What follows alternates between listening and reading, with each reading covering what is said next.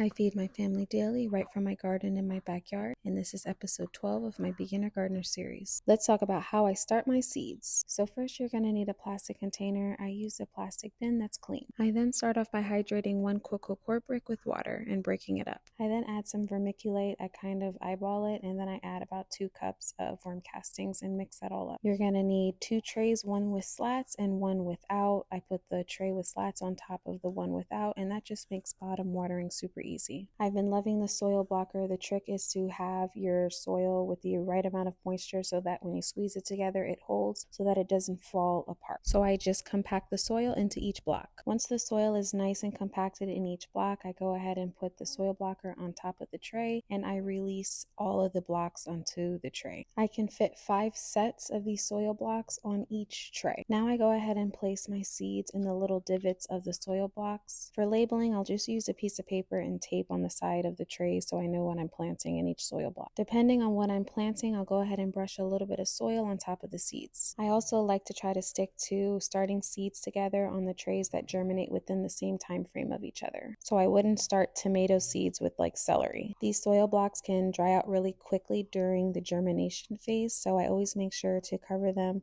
with plastic wrap to help trap in the moisture and speed up germination. Then I go ahead and place my trays on my racks with my other seedlings, and once germination happens, I take off the plastic wrap and place directly under my grow lights. And you want to make sure the seedlings are only a couple of inches away from the lights so that they don't get leggy. And that's my super easy guide to seed starting.